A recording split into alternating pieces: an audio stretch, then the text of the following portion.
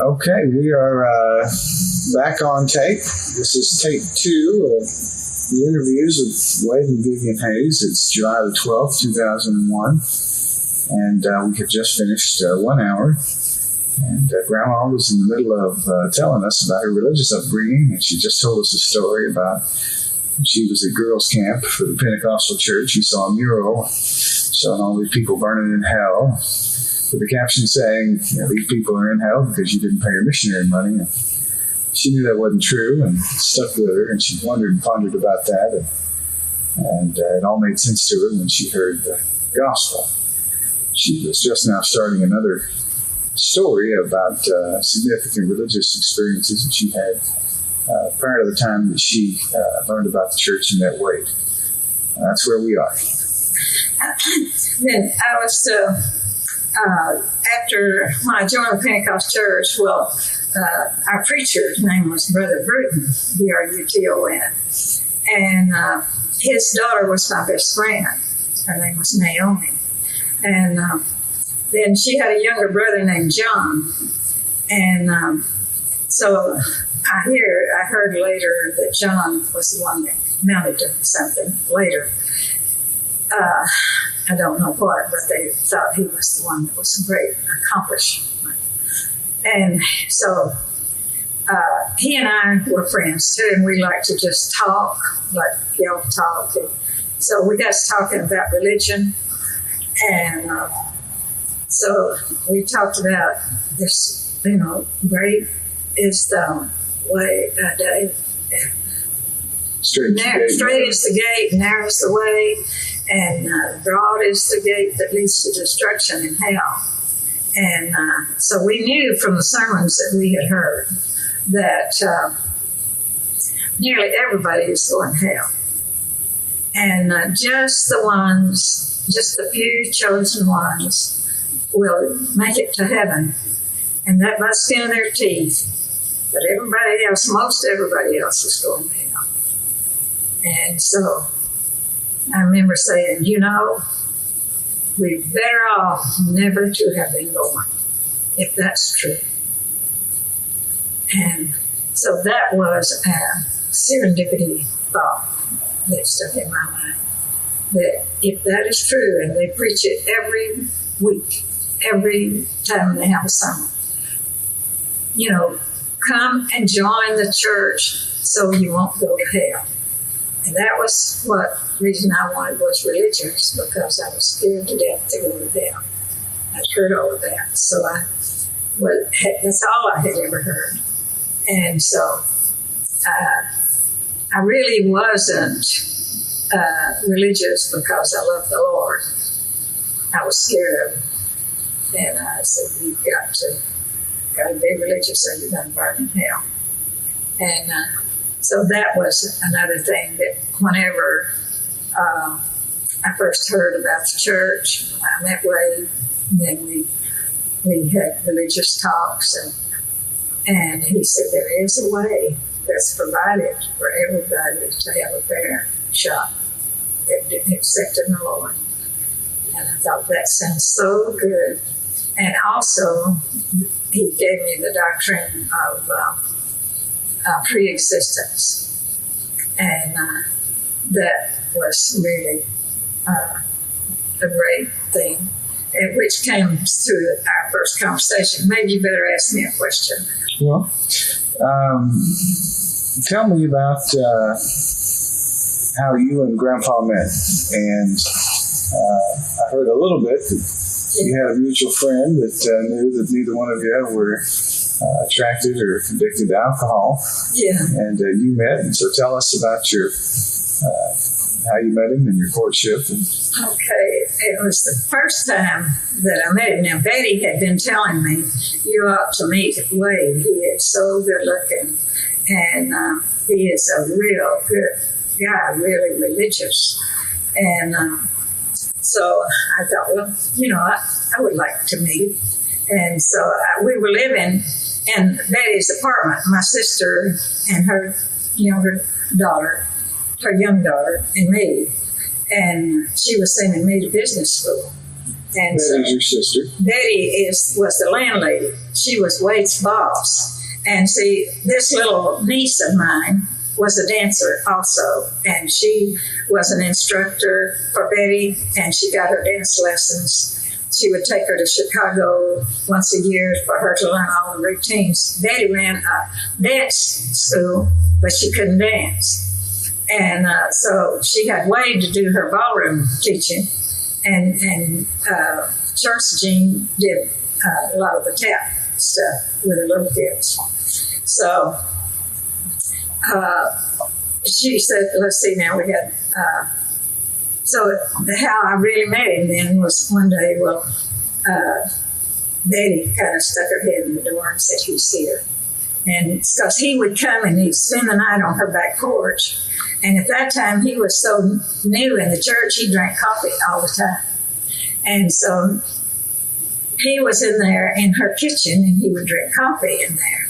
And so I got my sugar bowl and went into Betty's room and, the kitchen. I came to borrow some sugar, And so she said, oh, okay. And she introduced us, Vivian, this place, etc. And so he had been to see, what was that movie star's name? That was Hedy Lamarr in Ecstasy. And so nowadays, when you would say, a Mormon, that's an R-rated movie, they didn't have them rated in those days. But he thought it was artistic. And so he was telling me about it, how this young girl had been, was married to a cruel man that wasn't sensitive to her feelings or anything. And he was mean to her, but he was wealthy and all. And then she met this poor man who couldn't even, and he said, the rich man, and he was sitting in a chair, Wade was, and he says, the rich man was sitting in a chair like I am, and says, there's a bug. In his newspaper. And so said he knocked it off, and then he just moved his chair over there and ground the bug in the floor.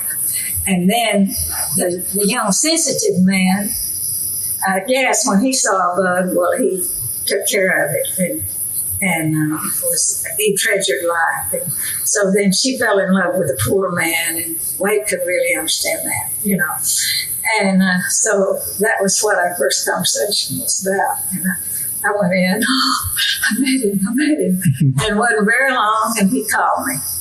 And I couldn't believe he was calling me on the phone, but he did. And we talked. So then he would come when he didn't actually ask me for a date, but he would come, like if he was teaching classes, or if he went to a dance or church or whatever he went to, he'd always come back to Daddy's house. And so I would be sitting on the front porch, and he'd come and sit, and we'd sit on the porch swing and talk about everything. And then one time he did come, and he says, let's go down to the park. And there was, this is one of the first, it was a date, I guess, because he didn't have money to take me anywhere, no car to go in. And so we just had to use what facilities there was, and there was a park down there. And so we walked through the park, and the moon was shining, and so there was a little stream there and had a little curved bridge over it, rustic with it.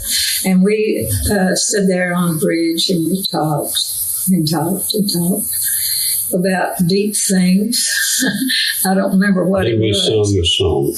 Yeah, on the way back, we sang a song.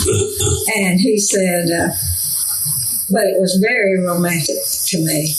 And I guess to him too, because the next day, another lady that had an apartment in there had talked to Wade, or her husband had talked to Wade, and he said that I was the most intelligent conversationalist that he had ever dated. And I thought, well, I didn't really say that much. But anyway, then as we were coming home, when we left the bridge, well, they had swings there, and I don't remember if we swung in the swings or not. But then it was about 2 blocks away from Betty's house, and we came back. But before we got out of the park, well, one of us started singing, We Were Only Walking in the Moonlight. And so you want us to sing? I was about to ask you to. Sing it for us. Okay, then. We were only walking in the moonlight, and before we knew what the moon could do, we were falling in love, and we were only talking in the moonlight, and the sigh we sighed only signified we were falling in love. Just a casual meeting, just a casual glance, and our hearts begin beating to the tune of romance. And we were only walking in the moonlight, and before we knew what the moon could do, we were falling in love. Okay. Now, that was our song, and we don't want to go deeply into details on our meeting and greeting and courtship, but that gives you a background of what happened. And we did go to a little show, tent show, and heard Gene Austin sing. We enjoyed that. And that was also in the park. And that was kind of a romantic adventure. Gene Austin. We heard him sing, and we loved him because it was natural. Gene Austin was a star. He was a crooner. He was the first Bing Crosby. He's done. And so we went down there, and he sang. He was the one that made My Blue Heaven famous. And I shaded my babbling brook. In other words, he knew how to croon. And we just loved it. It wasn't a strong voice, but it was a beautiful, mellow voice. So we loved that. Okay? Okay.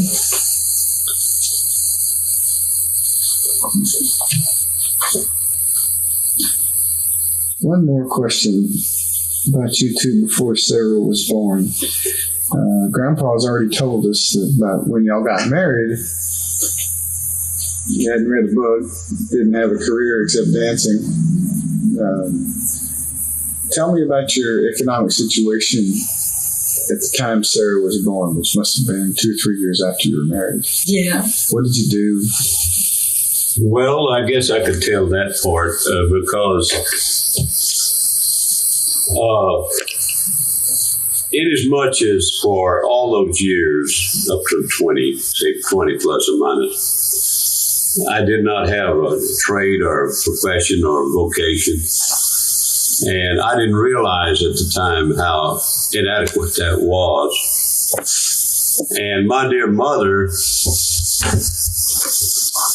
was involved in a dream. And often and through her years, she had a blessing that she would dream of reality, and it would have meaning.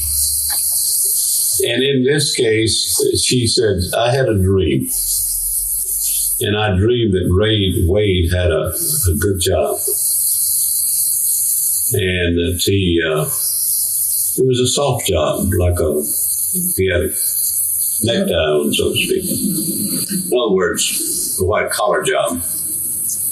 And I couldn't feature that. But later on, the application was passed around for manager of a recreation hall.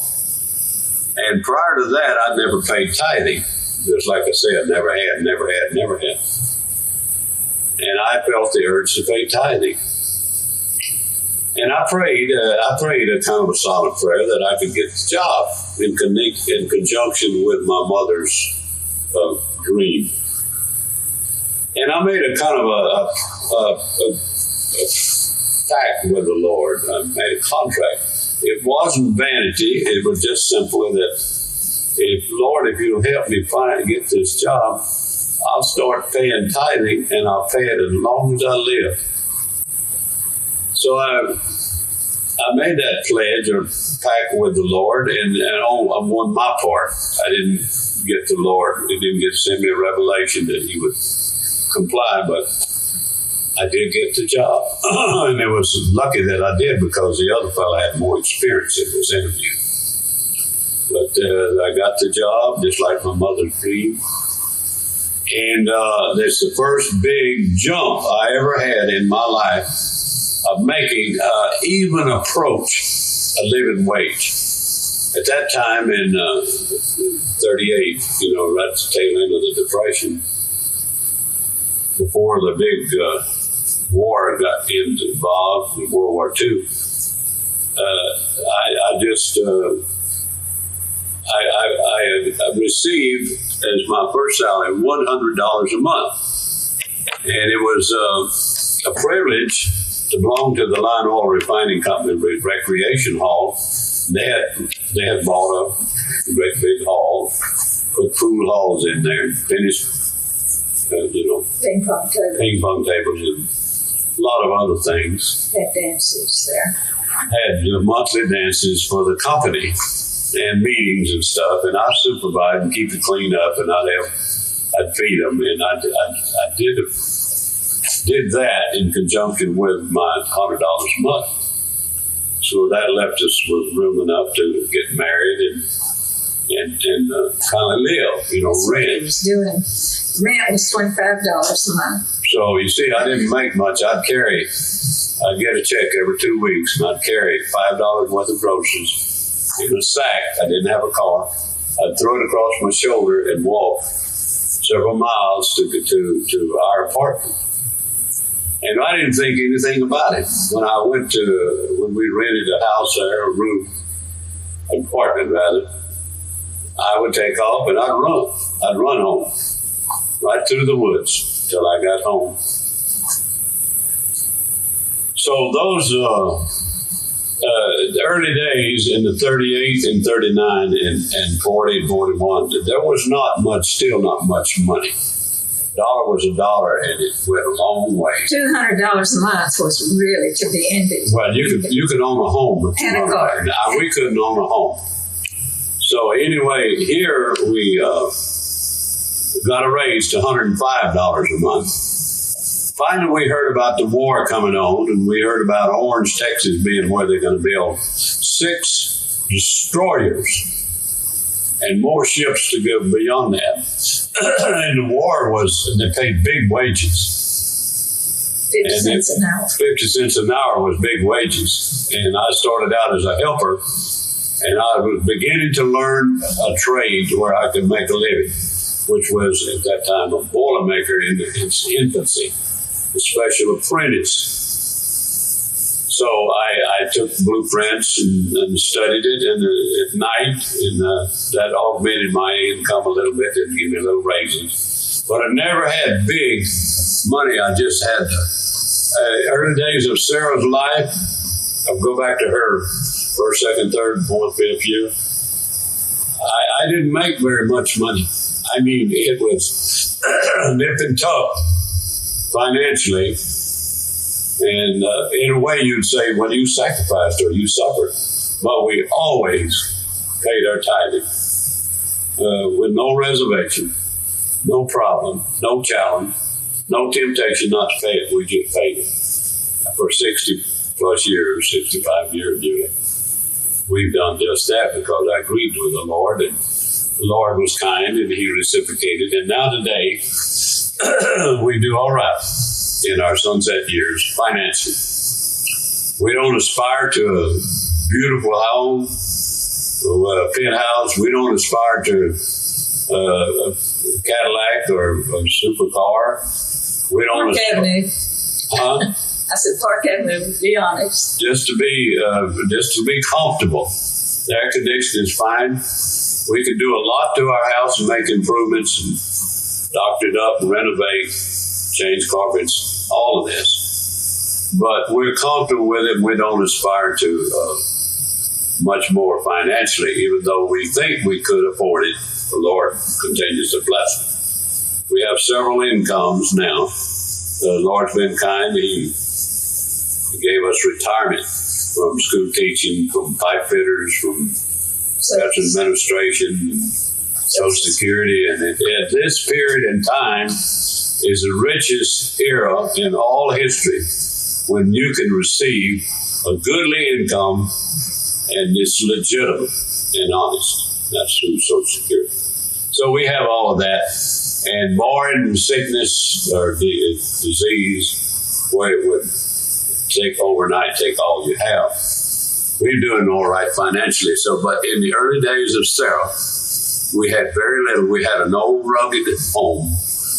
We had to build it out of 1-6s rough lumber, and instead of shiplap, we would lap it so that the rain would hit the sides and fall down, It's cascade down. And that's all we had. I didn't know how to put a window in. It said one time that we could have thrown, we didn't have to throw a cat out the window. We could throw it out anywhere.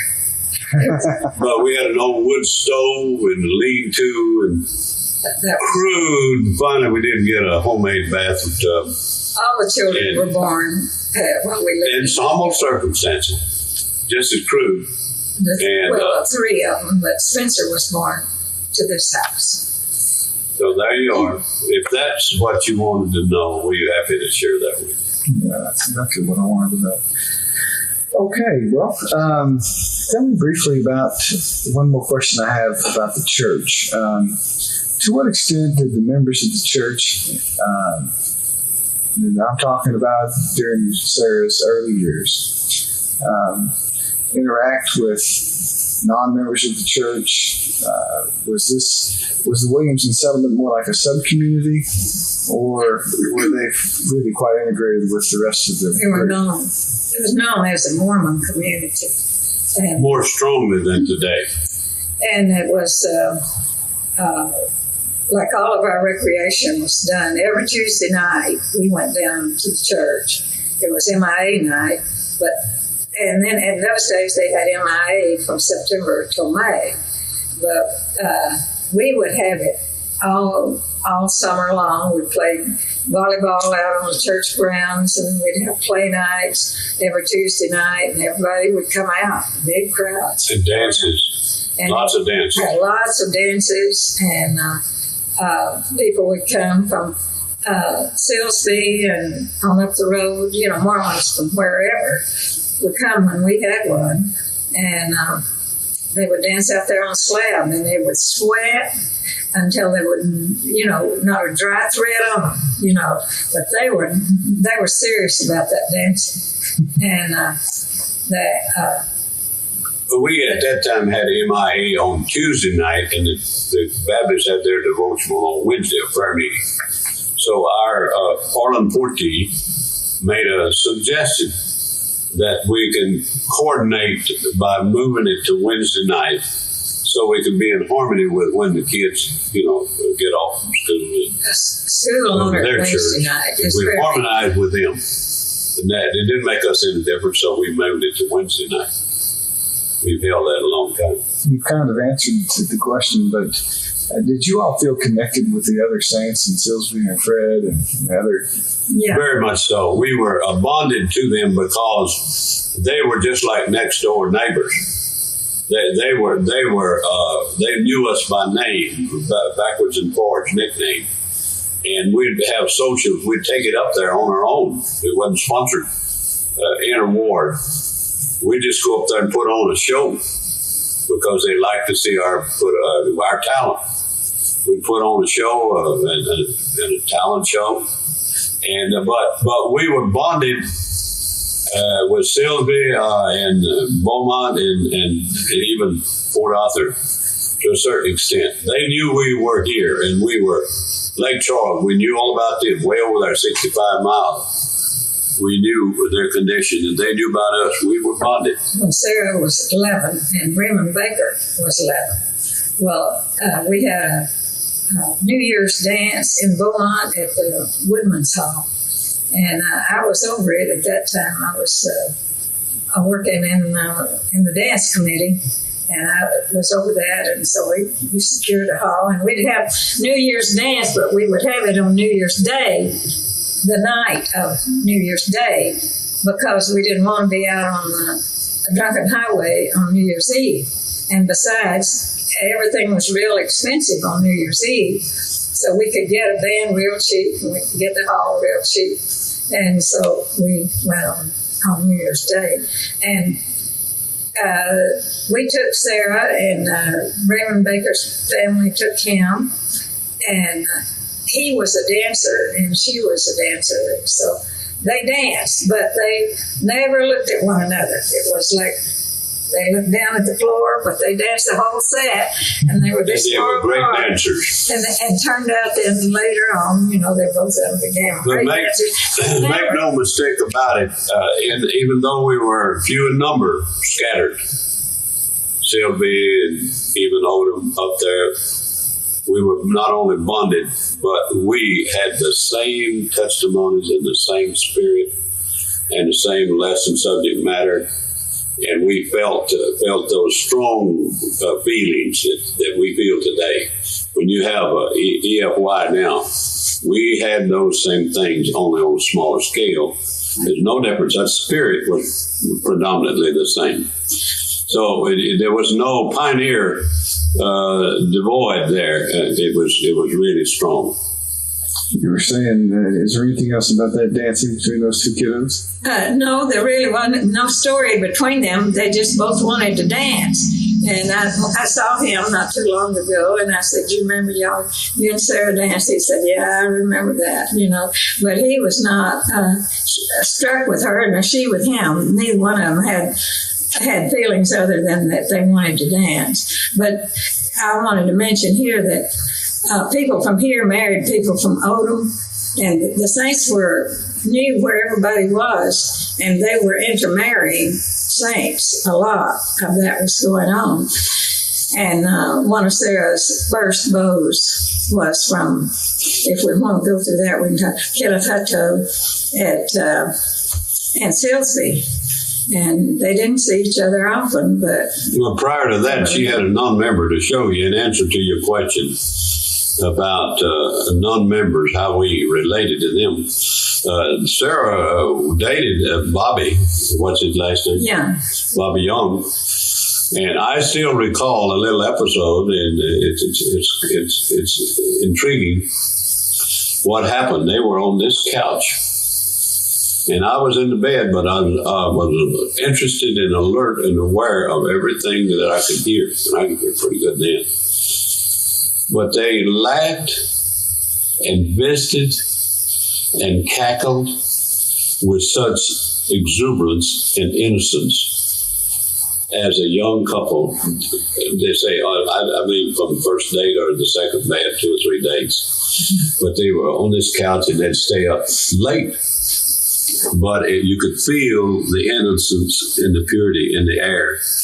Even though he was non-member, and he was solid in his own religion, and Sarah on her and hers, they had an interaction of congeniality that brought the non-members, not say the Protestants, to tolerate the Mormons or the Latter-day Saints. I wanted to inject that because I could see that on a local level, but we were distinctly more so than ever.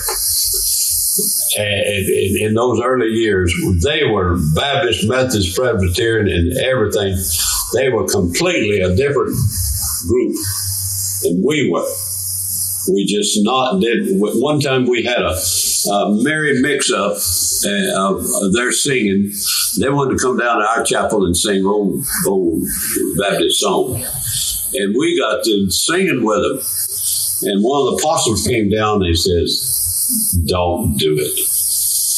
Even though that's good social, climate and building good relations, says don't do it because you're going to be influenced with it. So that was the only episode we ever had to intermingle with the other religions, even in song. but we were strictly LDS all through it all the years. And I taught the girls that, and Marshall too, you can date non-members if you behave, but it's not serious. It's not serious. And then sometimes, I know with Rachel, I would say it's time to break up, and she would break up. She'd been going with one guy for about 6 months. I said, that's long enough. And she's, okay. I said, you don't want to give your heart away to someone and not marry him in the temple. So and she liked that guy a lot. But she told him, she talked to him about the church and asked him if he knew it was true. Would he join? He said no. And she said, well, that's it. But I know we're ahead of ourselves. That's all right. Well, we go back to Sarah whenever she was little. Well, let me read you the paragraph and let you guys just talk. Okay. It's what was Sarah's early childhood like? With whom did she play? What did she like to do? What was a normal day like? You can describe the 2 close calls. When she fell in the burning stump and then when she got her arm caught in the washing machine or whatever. Well, you let to Grandma and let Mother remark about that because she knows exactly what happened and I knew some of the things, so she would be best at that. It started out down there and we were living down here across from the Wallace place and the house is empty now across from our rent house where the Cole girl lives now. And we had a little house there and she was about 2 years old. And we had Arringtons. Fred Arrington was living to our right and Weldon Wallace family was living back up there where behind Richard's house there where Halifax stayed for a while. Anyway, that location, the Wallace family lived there. And they had children her age. They had a little boy named Jimmy. And Arrington's had Luella. And so she played with them and just loved to get out and play in the dirt. That was the big thing, was play in the dirt. And and Molly, she would go across this field and there wasn't any trees in here then. And she'd walk across that field and go see Molly down at Hetzel's when she was about 3. And that was her good friends then. They were dear friends to her. And when she was,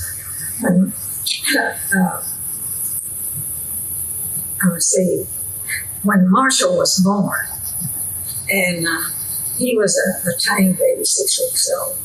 Well, Aunt Grace and Uncle Mom they were crazy about Sarah. They were acting grandparents for her.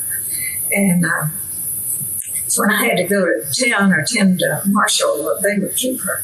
They would keep her anytime I wanted to do something else. They loved to keep her. And so at this time, I think we had taken Marshall to the doctor for something, probably circumcision or something like that. And when we came back, we were going to pick up Sarah. She'd been staying with Aunt Grace. And she ran to see us, and she was also out. I believe that had happened just before we got there, hadn't it? When we got there, she had already, but Ellis was there. He stayed at Maggie's a lot, and he cleared land, and he was clearing the land, and he was burning stumps, burning the timber and so on. And he had an old stump that needed to be burnt out, and he had set a fire to it, and it had burned where it looked like it was finished. Coals were on. Yeah, there was coals underneath, but on top it looked like ground. And so she was running to Ellis. And so as she ran right across that stump hole and just fell down on those coals. And So she started screaming. They pulled her out, and she was burned up to here, but she had on little sandals, and that's where the worst burn was sustained, on her feet. And you could see where the leather had been across her toes and around her heel, and the rest of it was really charred. And The rest of her legs? of her foot, Top of her foot. her foot, Actually. and just a little bit of her leg down to here. But it seemed like there was something up there because later on it showed up. But so we grabbed her up and took her. There was a DO inviter named Gribble, Dr. Gribble, and we took her to him. And he was not a burn specialist. He didn't know what to do, but he had some kind of ointment or something, a lotion, that he poured it all over her legs and wrapped them up and said, leave it for a week. And then bring it back and he'd see how she's doing. Well, she started running a high fever before the week was out. And so Aunt Grace says you need to get her to a real doctor. And so we went to Beaumont and we got Dr. Chun. And he said, well, I've got a young doctor here named Jacobson who's just home from the war. And he's had a lot of experience with burns. So we'll let him see it. So he looked at it and he said, it's a real bad burn. We need to put her in the hospital. And it was infected. So we put her in the hospital. And we stayed there for several days. And Wade and I were staying around the clock. And Dr. Jacobson was coming and looking at it. And so he said, well, say on Friday or such certain day, I want you to bring her by the office from here. And said, yeah, we'll look at it. And if it is okay, you can go home. If it's not okay, we'll have to come back. And he did start giving her penicillin, which was not, we had never heard of penicillin before. He had used it in the war. And so it was administered every 3 hours with a shot in the buttocks. And so she would hear that, and she was 2. She was 2 and 3 months. And she would hear that nurse coming down the hall, her feet would clank, clank, clank, and she'd start screaming, oh, mean nurse, stick in my bottom. Oh, mean nurse, stick in my bottom, and crying and screaming. And we'd have to hold her down, and it's all we could do to get her to take those shots every 3 hours. And so we were hopeful that when we went back to the house to see the doctor's office, that he would tell us that she's okay, you can take her home. But when he took the bandage off, it was gangrene. It was in her, Smell it. in her feet, right across the instep. And he showed it to us, the little red dots in white. And so, and then as he, we also, up here she had gangrene right close to her knee. He said, it's bad news. And you have to put her back in the hospital. But he was not hopeful. And as we were in there and suffering of the agonies of losing a child. And so Uncle Van came back. He was our branch president.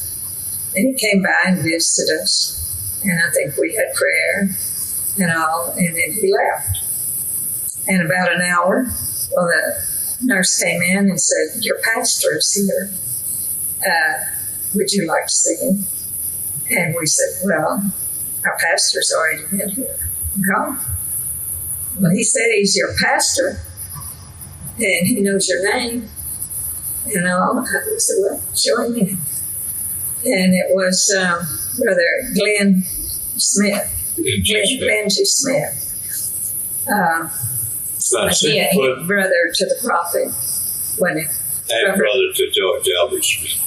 And so Mission president. he said, Brand new. he said, I got up this morning and I had an urge to come to Williamson, but I didn't know why.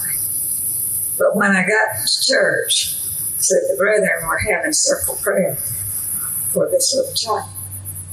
And he said, then I knew where the Lord had sent me. And so He said, they told him, you can't get in there. yeah, It's forbidden. he said, He said, I'll get in. and so And he did. he came in and she had a fever, and the doctor told me, said, if we can keep the fever from coming back, we got a chance.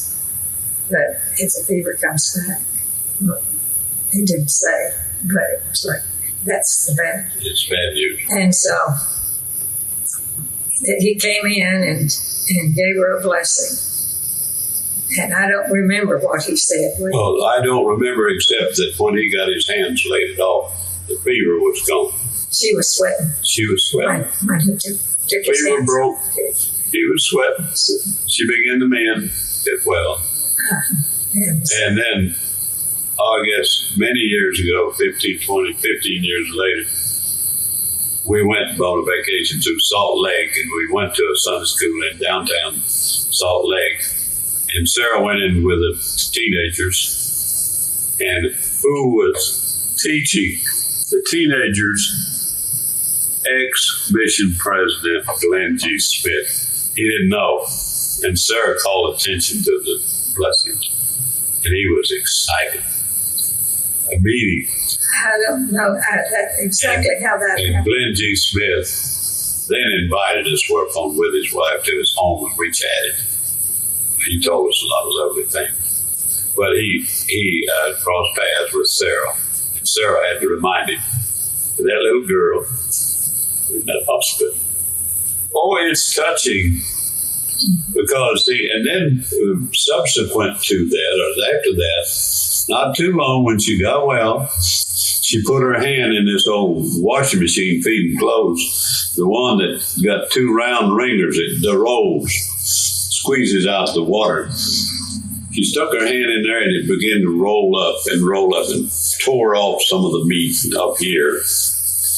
And then Jesse Kirkpatrick was district president and held the priesthood, and he came down here. And I remember his words in his blessing. I bless you, as severe as it was and as scarred as it was later. Bless you to a complete recovery. And that was about all he said. And it was a complete recovery. The Lord had his hand on her, even with all those traumatic experiences. So anyway, I want to add that little episode. That was a real hard time because I had a brand new baby, Marshall, and he wasn't digesting his food and spitting. Burping up, spitting up. Crying all the time. And every day I had, they called it some kind of water. I had to bathe her feet in this water and pour it over the bandage, and it really was Clorox water, and had to do that and dress it. And then the day that I took the bandage off her feet, well, she ran her arm through the ringer. And she was a real active little girl. One time we went to see Mama, and she was, we liked to surprise Mama. We wouldn't tell her we were coming. We just drop in. And so we like to see her, go on about, I can't believe you kids are here. And so when she was reading us, we drove our car up to her little house, which was on an oil lease. And so she had a little shanty there. And so she ran out in the yard to hug us and greet us. And I didn't know you were coming. And we said, where's Sarah? So she had run in the house as soon as she got there.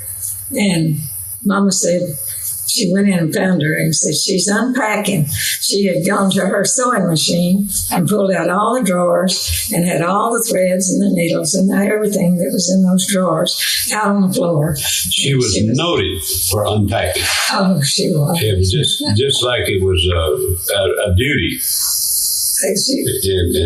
She got right into it.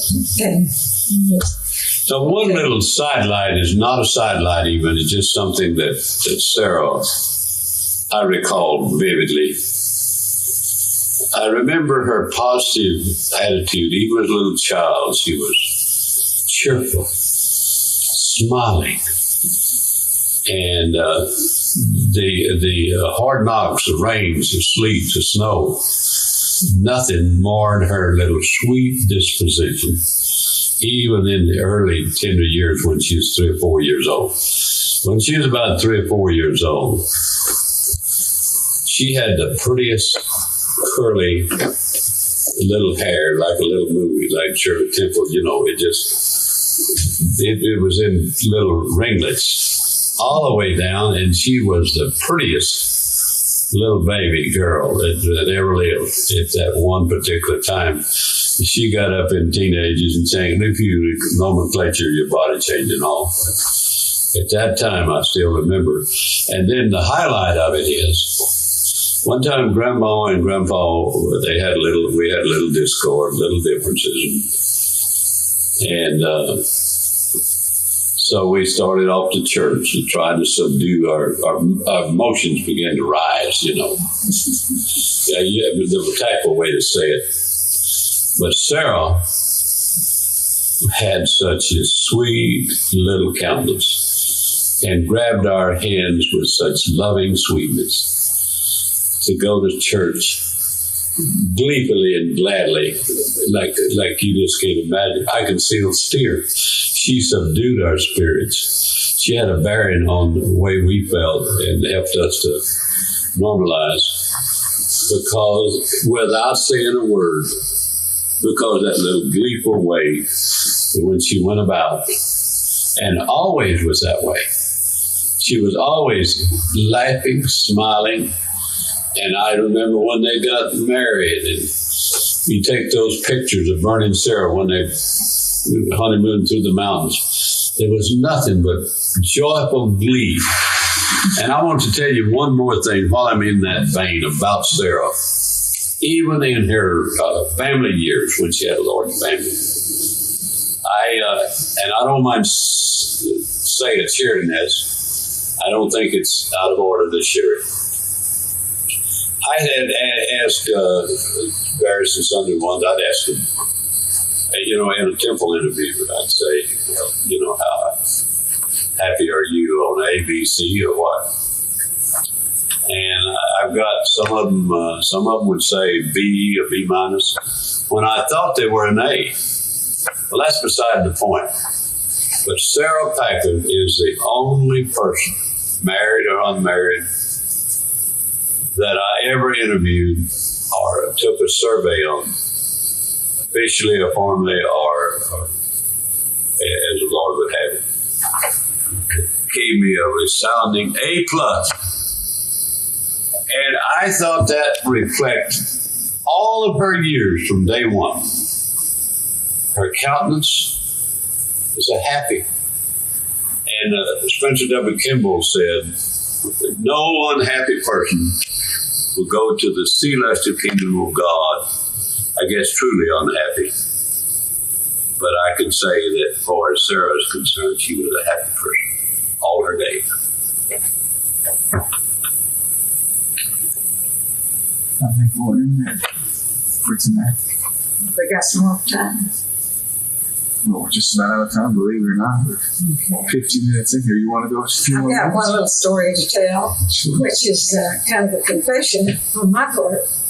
But she was just a little thing about 3 years old, and I had a locket on a gold string. I guess it was gold, and I treasured that locket, and I told her not to fool with it. And she took it, and took it to Molly's, and lost it. And so when I was looking for it. I said, what happened to the locket? My locket's gone. And I caught on that she knew something about it, but she said, I said, did you have it? No, I didn't.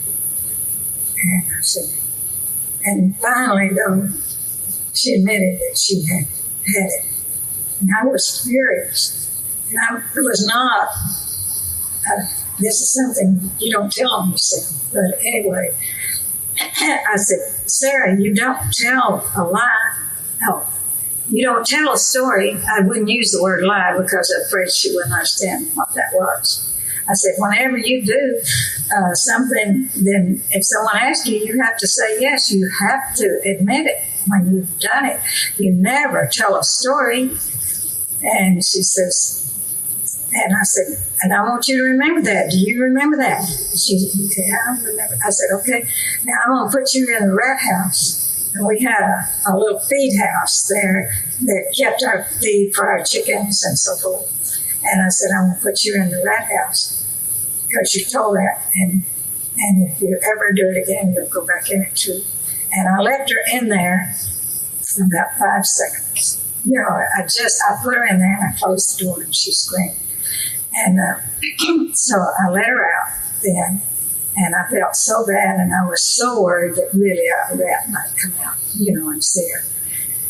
But anyhow, I took her out and then I had loved her and told her, you know, that this is to help you remember that you never tell a story. Okay? So she went on to primary, and they were having a 24th thing. It was sometime after that. And I daily asked her, says, Sarah, now, for the program, we want you to tell a Bible story. I can't do that. She says, oh, yes, you can. Your mom will teach you one. You can give it.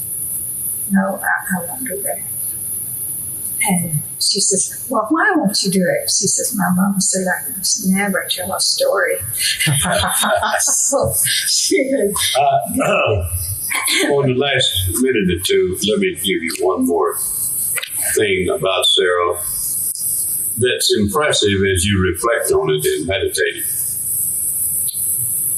How she could handle tragedy or death with such maturity as a teenager. And I have to call attention to precisely what happened. When Preston, a neighbor, was shot. Robert Harrington was shot. A young teenager, a good friend. They danced together. They were good friends. I can still recall her coming in and announcing that to me. Burst that news. Preston was shot. And she said, Daddy. And she said it in such sympathy and such maturity. I can't describe it. And then later on, when our own little Spencer was run over in front of our house, I was asleep in that north quarters there. And I was asleep. And I heard screaming, but I didn't know what it was. I was yelling.